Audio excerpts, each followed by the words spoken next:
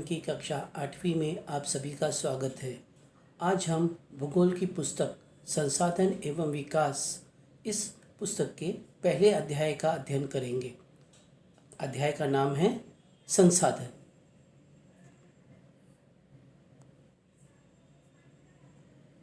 यह अध्याय 2 भागों में बटा है। आज हम भाग एक तक अपना विषय सीमित रखेंगे। संसाधन क्या है?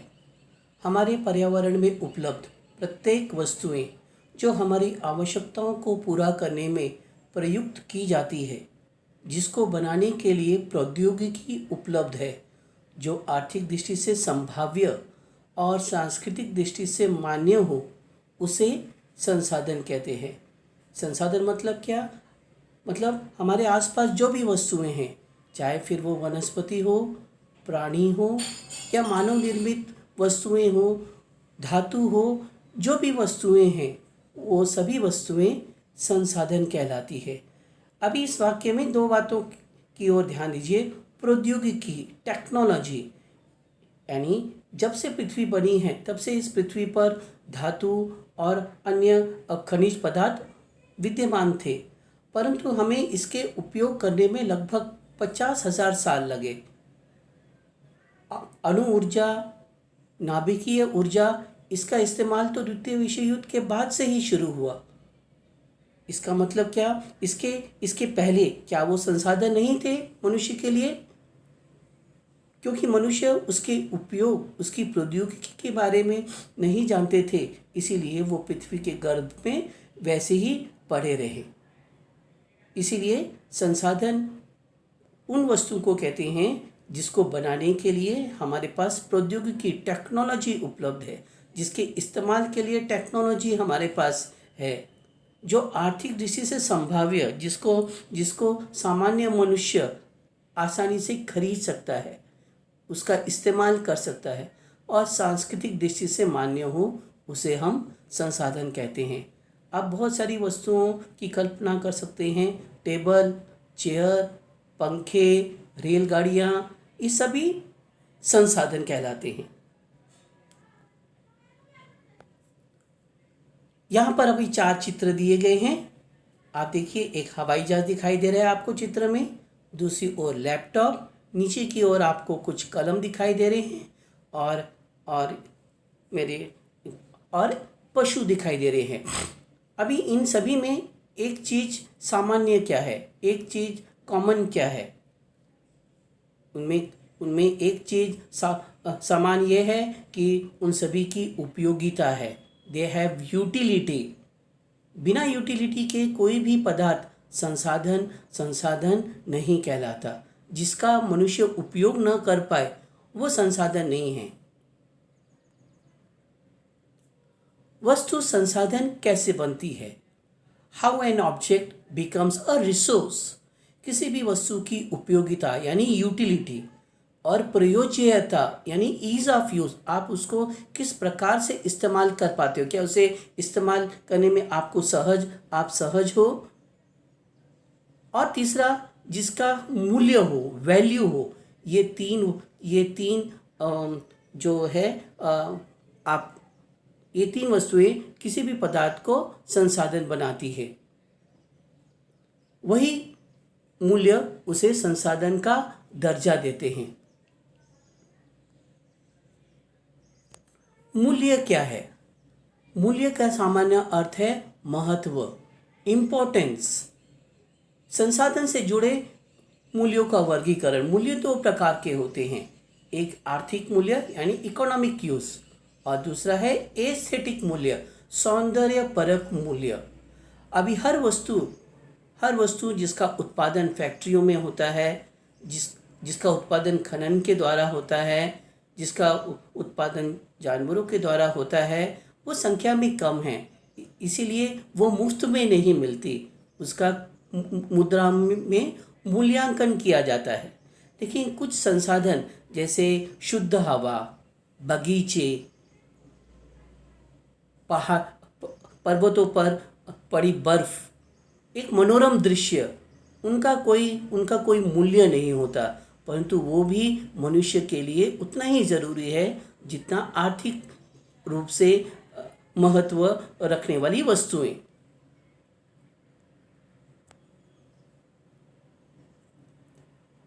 पेटेंट किसी विचार अथवा आविष्कार पर एकमात्र अधिकार पेटेंट कहलाता है। ऐसे बहुत सारी वस्तुएं हैं जो हम घरों में इस्तेमाल करते हैं।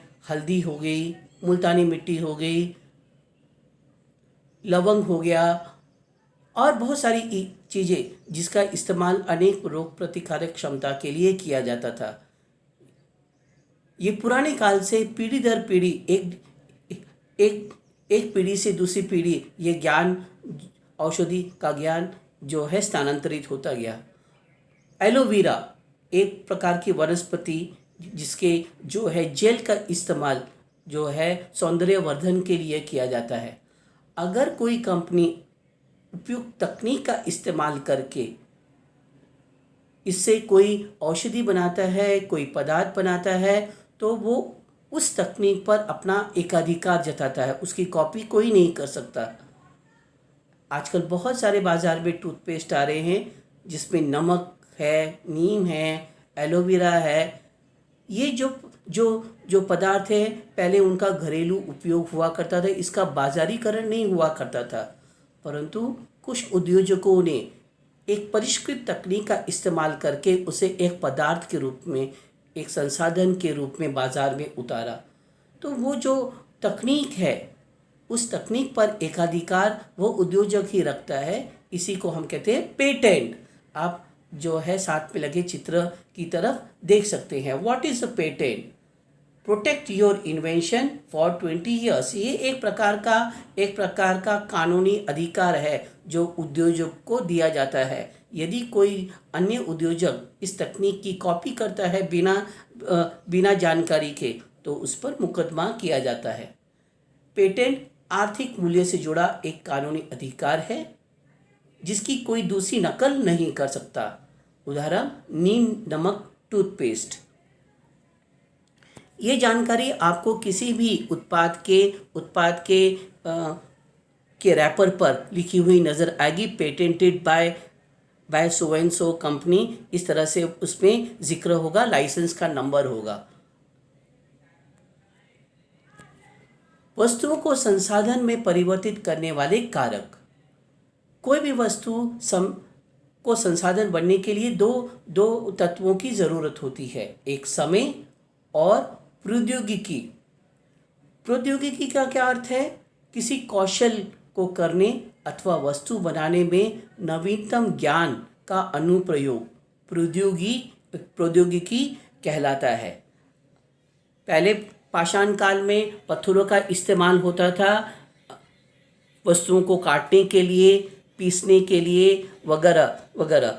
आज भी आप गेहूं पिसाने के लिए जिस आटा चक्की में जाते हैं उसमें उस आटा चक्की में जो पत्थर लगा होता है, जो कि वास्तव में ग्रेनाइट का लगा होता है, उसको परिष्कृत करके एक मशीन, एक यांत्रिक रूप में परिवर्तित करके उसे हमने और भी अधिक मूल्य दे दिया है और वो और भी अधिक महत्वपूर्ण संसाधन के रूप में सामने आया है।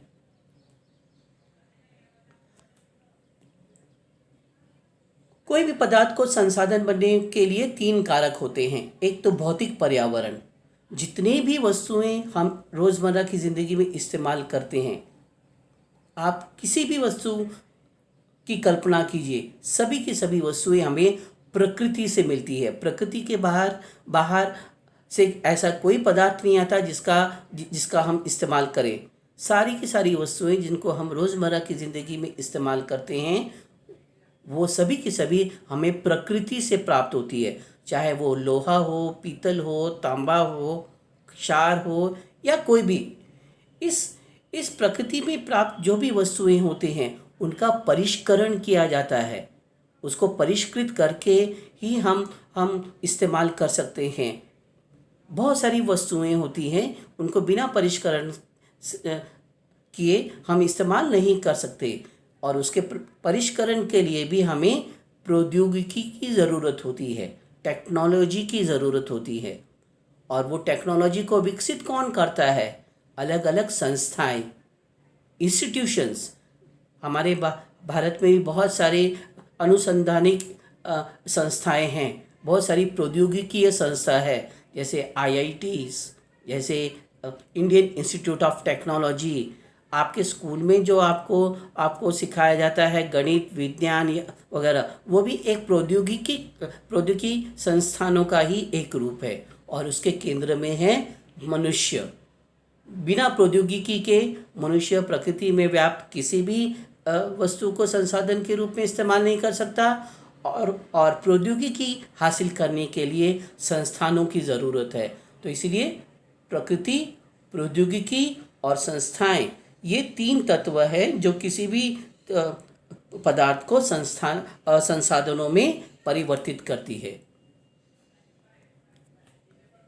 संसाधनों के प्रकार। संसाधनों को हम मोटे तौर पर तीन वर्गों में बांट सकते हैं। एक प्राकृतिक संसाधन, मानव निर्मित संसाधन और मानव संसाधन। प्राकृतिक संसाधनों को भी हम चार भागों में बांटते हैं। एक तो विकास के स्तर के आधार पर, दूसरा जो है उसके उद्गम के आधार पर, तीसरा भंडार के आधार पर, और चौथा है वितरण के आधार पर। विकास के स्तर के आधार पर संसाधनों के 2 प्रकार है, एक संभाव्य संसाधन और वास्तविक संसाधन। उद्गम के आधार पर संसाधनों के 2 प्रकार है, जैविक, अजैविक। भंडार के आधार पर संसाधनों के 2 प्रकार है, नवीनीकरणीय संसाधन, अनवीनीकरणीय संसाधन। और वितरण के आधार पर जो है संसाधनों के 2 प्रकार है, एक तो है स्थानिक और सर्वव्यापी। तो हम सभी को एक एक करके हम अध्ययन करेंगे। सबसे पहले प्राकृतिक संसाधन।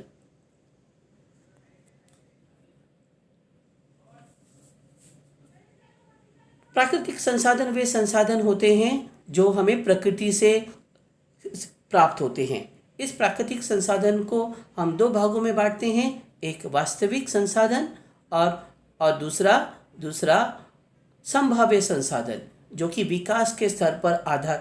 विकास के स्तर के आधार पर जिनका वर्गीकरण किया गया है। वास्तविक यानी एक्चुअल रिसोर्सेज।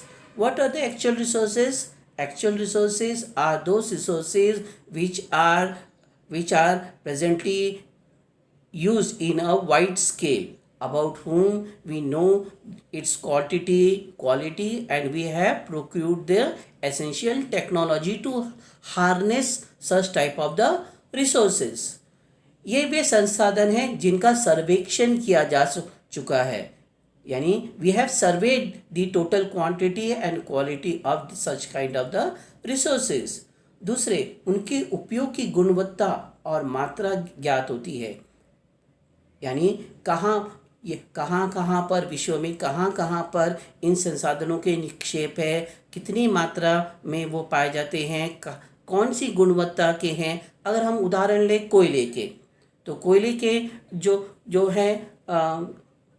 जो निक्षेप है वो 4 प्रकार के होते हैं, एंथ्रासाइट, बिटुमिनस, लिग्नाइट और पीट।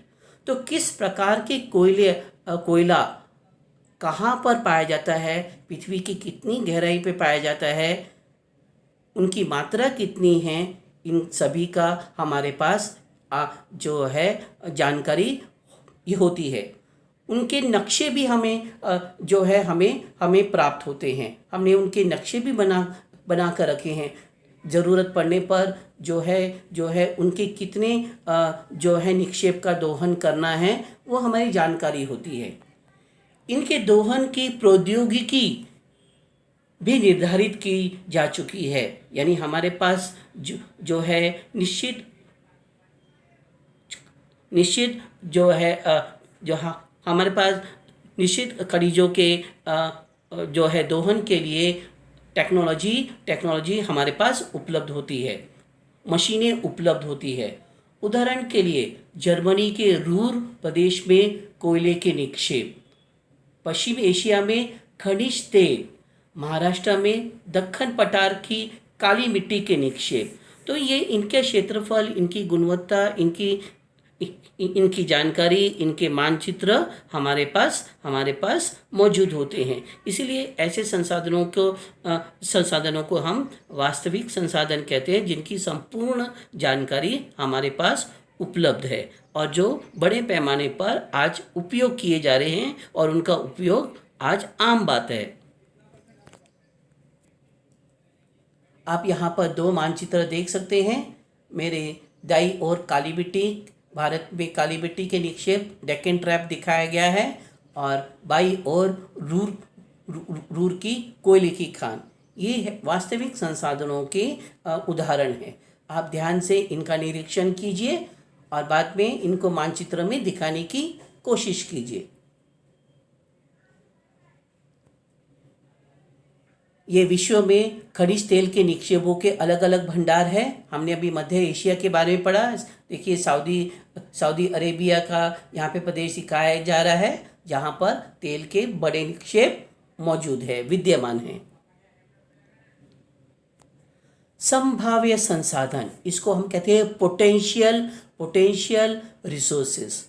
पोटेंशियल रिसोर्सेस यानी संभाव्य संसाधन वे संसाधन हैं जो किसी क्षेत्र में विद्यमान होते हैं लेकिन इनका उपयोग नहीं किया गया। तकनीक के अभाव में अभी तक इनका उपयोग नहीं किया गया। जैसे मैंने आपको यूरेनियम का उदाहरण दिया। सदियों हमारी पृथ्वी का निर्माण जब से हुआ है तब से ही ये जो है ये जो खनिज पदार्थ हमारी पृथ्वी पर विद्यमान थे, लेकिन उनका उपयोग करने में हमें सदियों लगे। 1945 के बाद से ही उन पर तकनीक विकसित की गई और उनका उपयोग किया गया।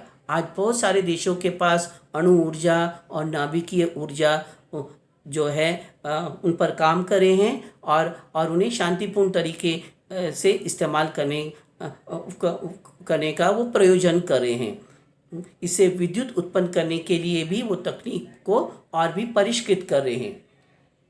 इनकी मात्रा और गुणवत्ता का हमें सही जानकारी नहीं होती। बहुत सारे जो संभाव्य संसाधन हैं वो प्राकृतिक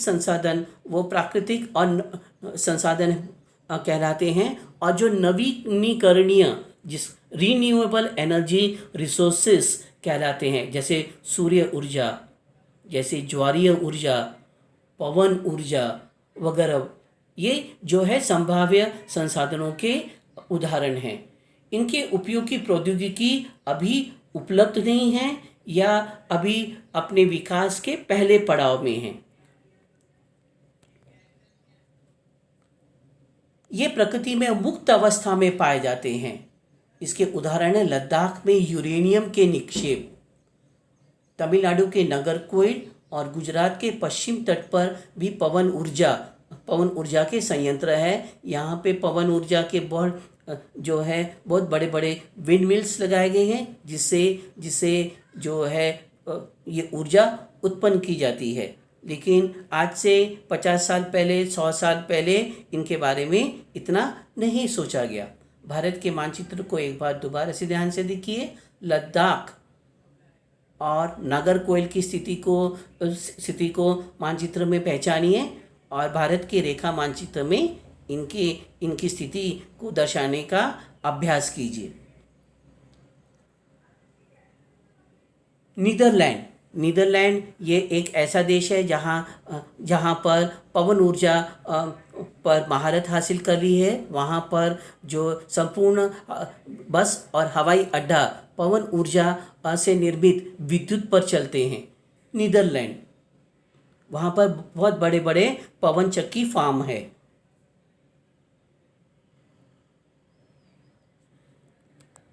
अब हम बात करेंगे संसाधनों का वर्गीकरण उद्गम के आधार पर संसाधनों का पहला वर्गीकरण है जैविक संसाधन। जैविक, इस शब्द में ही इसका अर्थ छुपा है। जैविक मतलब जिसमें जीवन है या जो जीव से प्राप्त संसाधन होते हैं उनको हम जैविक संसाधन कहते हैं। इंग्लिश में हम इसको कहते हैं biotic resources. So what are the biotic resources? इन संसाधनों की प्राप्ति हमें जीव मंडल से होती है। इनमें जीवन व्याप्त होता है। इनमें अधिकतर नवीनीकरणीय संसाधन हैं, लेकिन कोयला और पेट्रोलियम नहीं। बहुत सारे जो जो जैविक संसाधन हैं, जैसे वनस्पति हो गए, जैसे प्राणी मात्र हो गए, ये नवीनीकरणीय संसाधन हैं। यानी हम इनकी संख्या असीमित बढ़ा भी सकते हैं और इनकी संख्या को सीमित भी कर सकते हैं। लेकिन कुछ जैविक संसाधन ऐसे होते हैं जिनके भंडार, जिनके निक्षेप बहुत ही सीमित होते हैं। यदि हम इनका दोहन करते जाएं तो ये एक दिन समाप्त हो जाएंगे। ऐसा क्यों? ऐसा किस लिए? क्योंकि ये जीवाश्म से निर्मित होते हैं, because they are derived from the fossils. जीवाश्म आपको मालूम है, जब किसी भी जीव की जब मृत्यु हो जाती है तो जो उनके कंकाल का जब विघटन होता है ज़मीन के नीचे, तो उनसे ये पदार्थ बनते हैं, कोयला और पेट्रोलियम। इनके उदाहरण, जैविक संसाधन के उदाहरण क्या क्या है? मनुष्य, वनस्पति, प्राणी जात, मत्स्य जीवन, समुद्र में पाए जाने वाले मछलियाँ, वेल्स, शार्क से लेकर बहुत सारी मछलियाँ जिनका बड़े पैमानों पर जो है जिनका उद्योग है।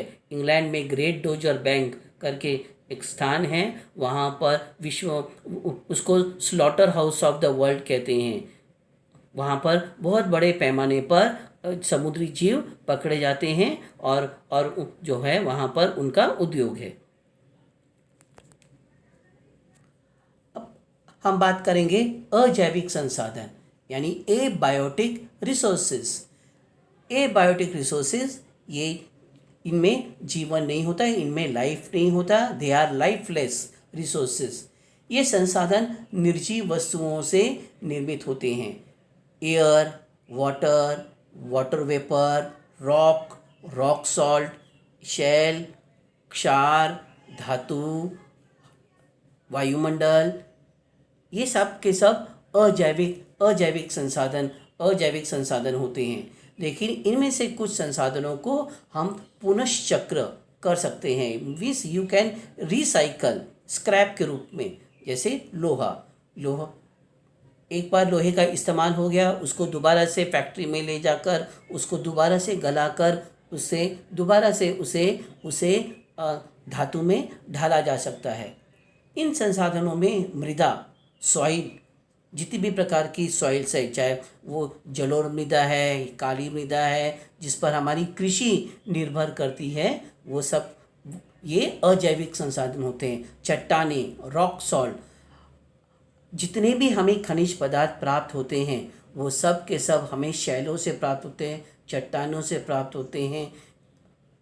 चट्टान का निर्माण कैसे होता है ये आप सभी जानते हैं। ज्वालामुखी का जब उद्भेदन होता है तो पृथ्वी के गर्भ में जो मैग्मा होता है वो लावा के रूप में धरातल पर आता है, ठंडा होता है और वो चट्टान का रूप ले लेती है। और इसी चट्टान में अलग अलग धातु मौजूद होते हैं, अलग अलग खनिज मौजूद होते हैं। खनिज, ये सब के सब अजैविक संसाधन हैं। भंडार के आधार पर संसाधनों का वर्गीकरण: नवीकरणीय, अनवीकरणीय, renewable natural resources and non renewable natural resources. Renew मतलब जिसको आप दोबारा बार बार पैदा कर सकते हैं, जिसका आप एक बार से अधिक इस्तेमाल कर सकते हैं, उन्हें हम नवीकरणीय संसाधन कहते हैं। जैसे जल हो गए, वन हो गए, प्राणी जात हो गए, ये सब के सब नवीकरणीय संसाधन हैं।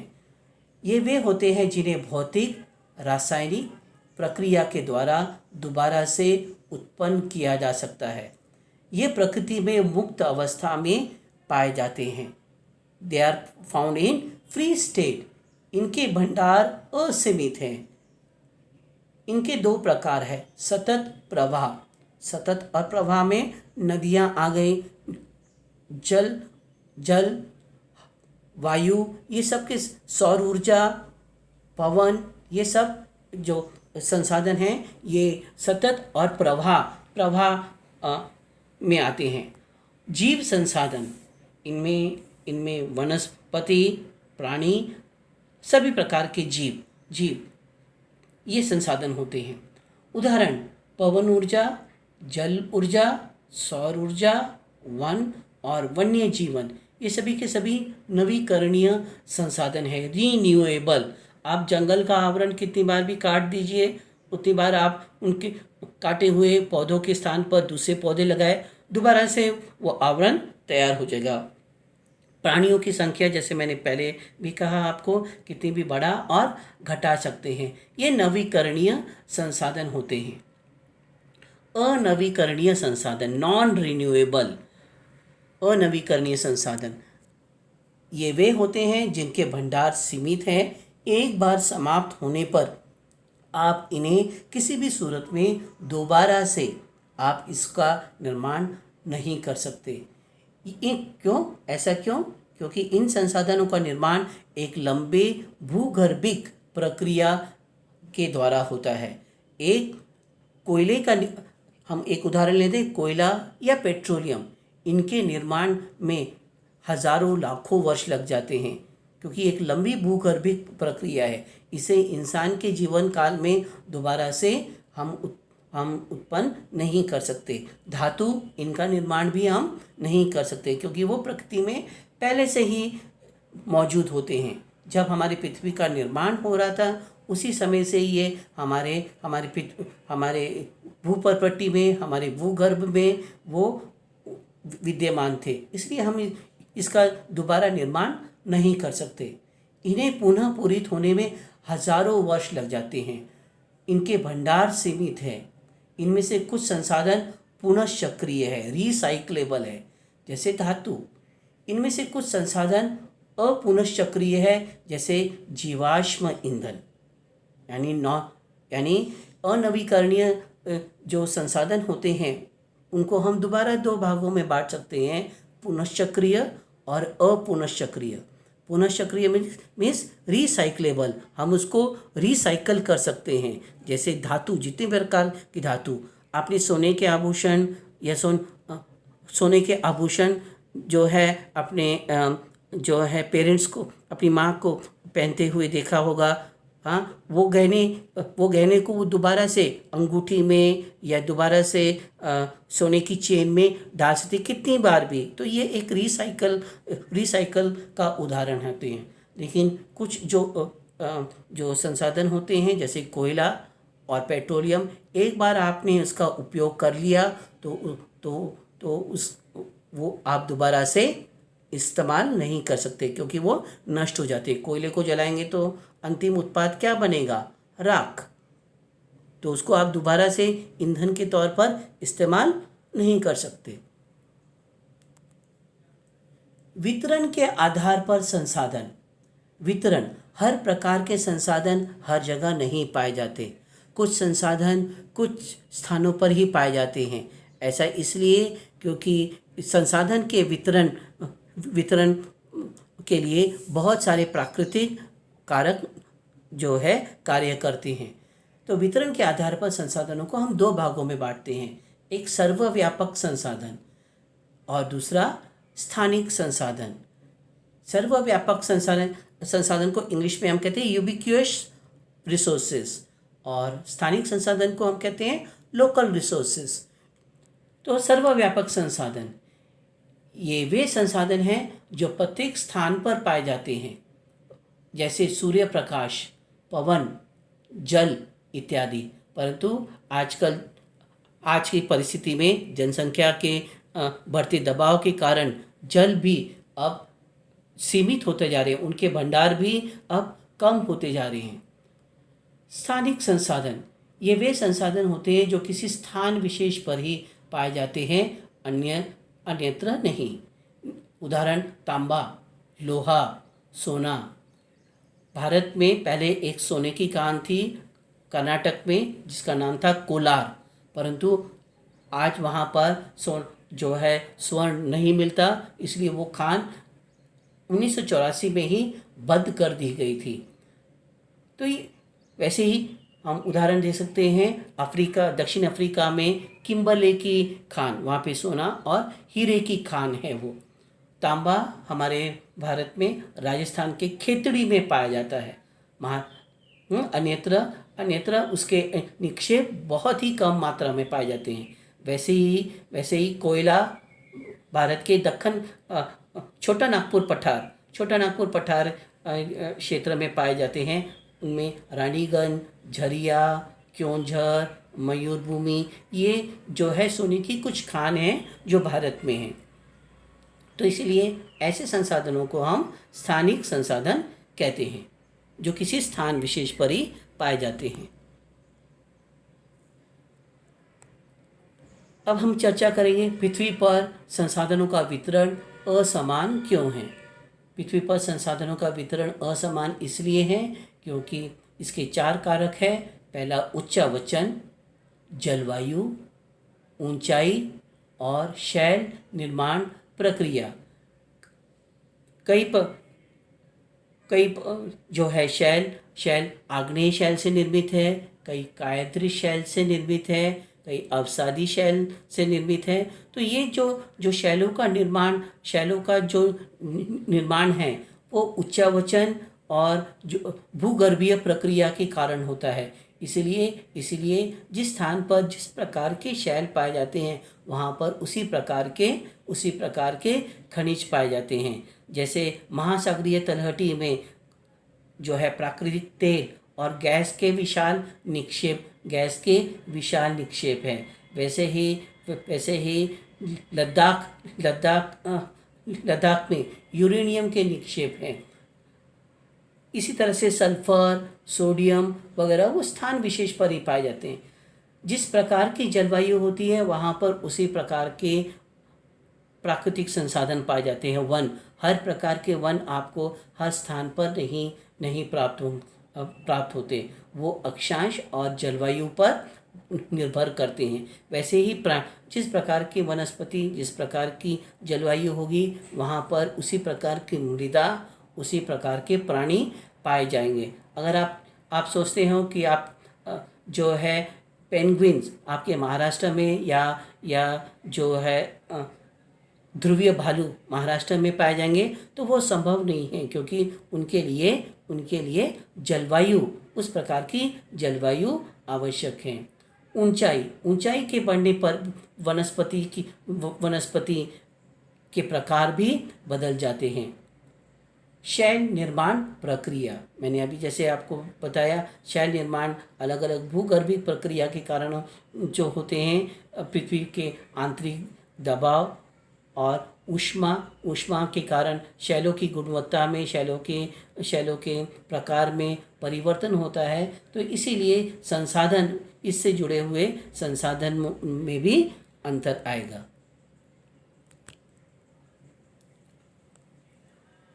आइए अब हम जानते हैं कि हमने इस पाठ से क्या क्या पढ़ा। पहला प्रश्न, पेटेंट से क्या तात्पर्य है?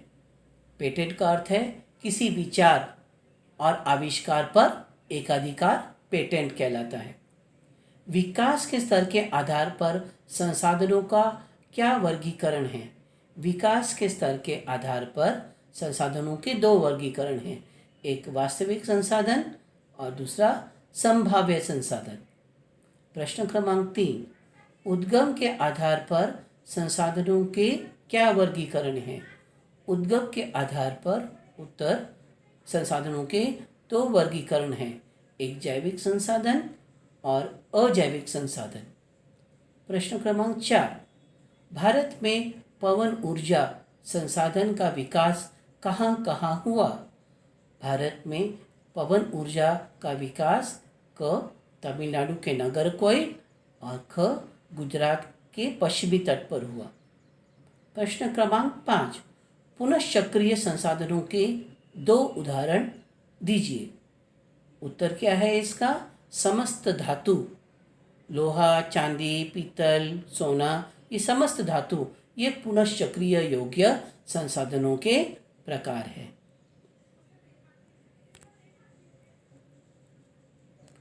पाठ के अंत में आप सभी के लिए गृह कार्य है जिसे आप अपनी होमवर्क नोटबुक में लिख के लाएंगे।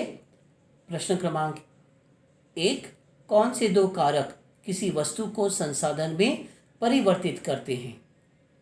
प्रश्न क्रमांक 2, जैविक संसाधन तथा अजैविक संसाधन में क्या अंतर है? प्रश्न क्रमांक 3, नवीकरणीय तथा अनवीकरणीय संसाधन में क्या अंतर है? प्रश्न क्रमांक 4, प्राकृतिक संसाधनों का वर्गीकरण किन किन आधारों पर किया जाता है? प्रश्न क्रमांक 5, पृथ्वी पर संसाधन असमान रूप से क्यों वितरित है?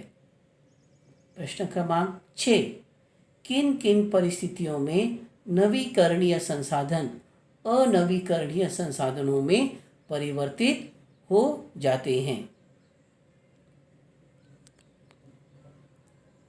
धन्यवाद।